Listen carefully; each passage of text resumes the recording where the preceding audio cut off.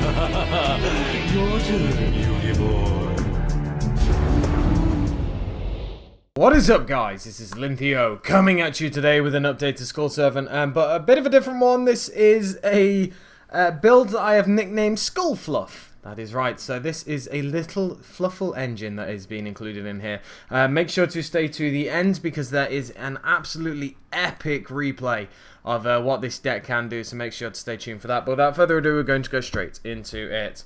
So starting us off, we have the 3 King of the Skull Servant. Obviously, he's the main card of the deck, your main boss monster, and just so good when you can normal summon him on a big beater of life. Next up, we have 2 White Prince and then 2 Skull Servants. So in this particular build, I've bumped it down just to 2 because of space reasons. Arguably, you can say 3 is good, but I just don't have the space, unfortunately. So yeah, it's kind of a bit annoying, but Skull Servant at 2 as well makes sense. 3 Lady in the White, obviously this makes sense as well, simply because it's just a part of the engine. Don't need to say too much about these bad boys. What I will say is more often than not, you do go into her a lot and use her for synchro fodder, because she's the highest level Skull Servant, so it works really well.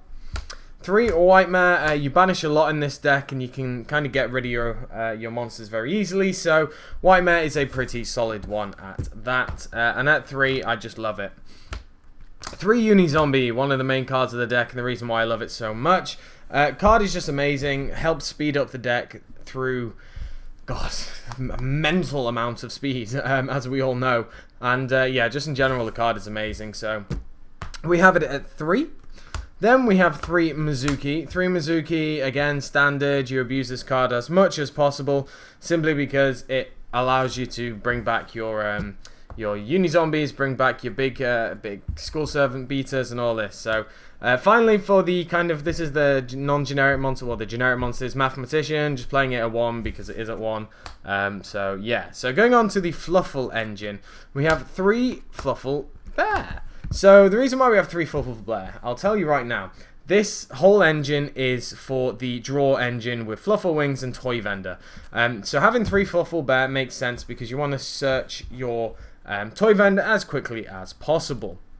Opening up with this is pretty decent. You arguably want to open up with a bear instead of a Toy Vendor, but it doesn't matter too much if you do discard and then actually draw a bear, because you can special summon it and do lots of random shenanigans. But yeah, 3 bear is very important for this build.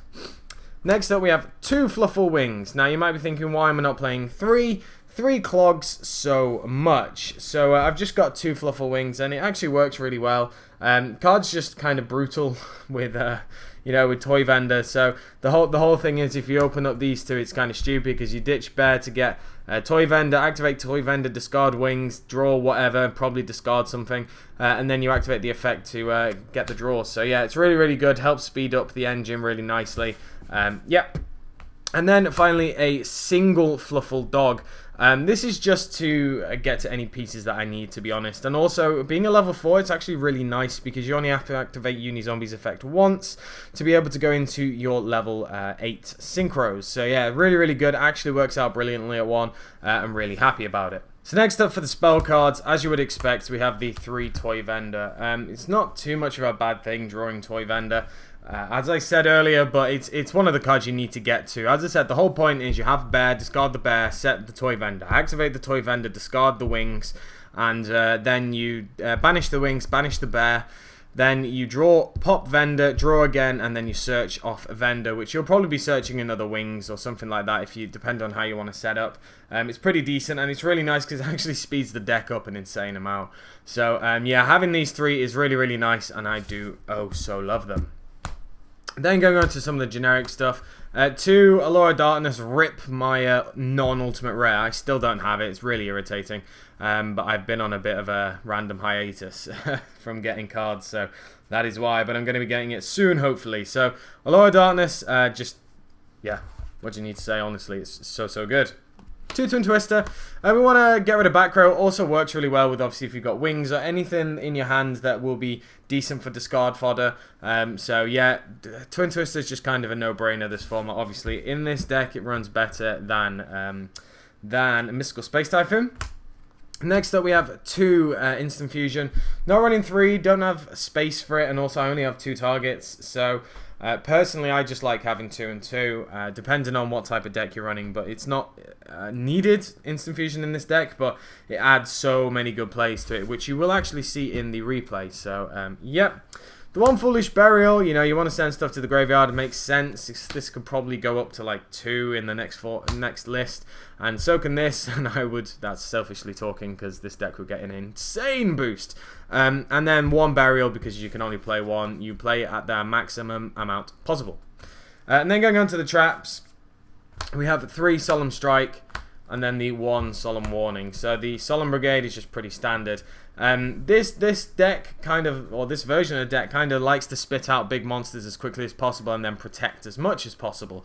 So having the 3 strike and the 1 warning just kind of makes sense to me. And it's actually been working really well. So yeah, I can't really complain with how they are. You could cut, say, 1 strike if you so wish.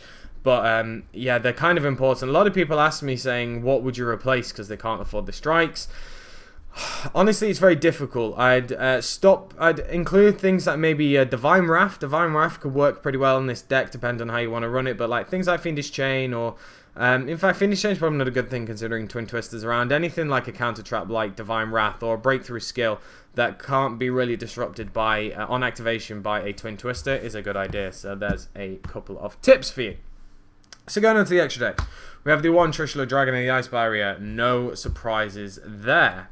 We have 2 Omega. 2 Omega in this deck is really decent, just because you can do a lot of summoning, and it's very easy to go into level 8. So 2 Omega is just so good. I cannot wait to get Sage so I can start playing around with that and making more Omegas.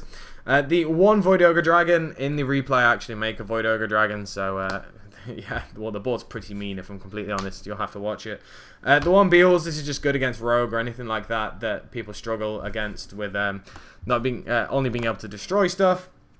1 Black Rose Dragon. Black Rose is just good in general because it's a Black Rose Dragon and it makes way for you to clear the boards, and then you can use like Mizuki to keep going, or to what I normally like to do is Black Rose the board, then Mizuki into a King of Skull Servants with big attack and attacking for game. That's won me a lot of games. The Crystal Wing, Clear Wing, sorry, I don't want to run Crystal Wing simply because it's very difficult to go into in this deck, so that's why. So we have the little downgrades, but it just works as well. The 1 Meteor Burst. Meteor Burst is absolutely amazing. I love playing it in this deck. I just love the card in general. It stops so much stuff going on from your opponent.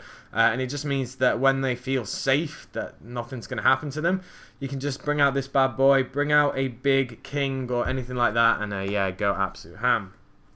1 Stardust Charge Warrior.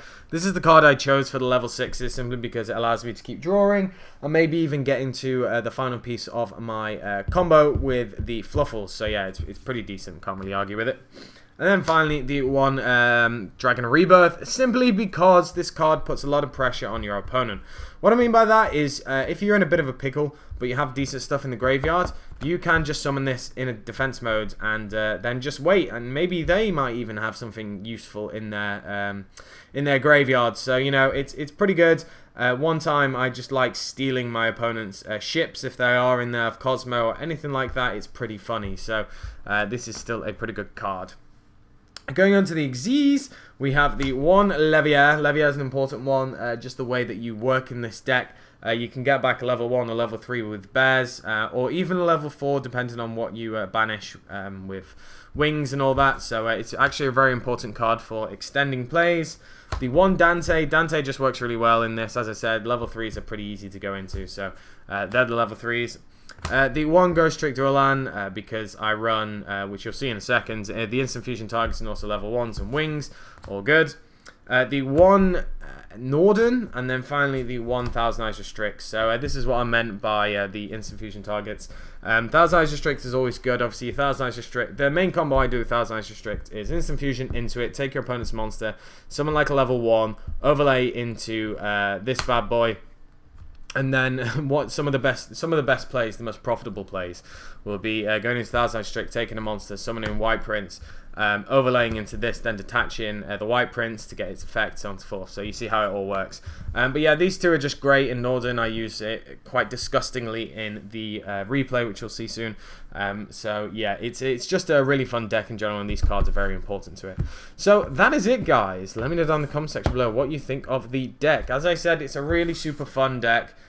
Is it competitive? A lot of people ask. Well, it has the speed to kind of deal with the meta as much as Skull Servants physically can.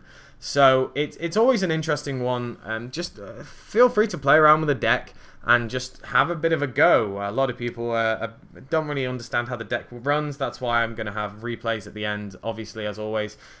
So yeah, so that is it, guys. I will get straight into this replay. So let me know down in the comment section below what you think of the deck. Make sure to leave me a like, comment, subscribe, and I shall catch you guys later. Enjoy the savagery that is about to occur.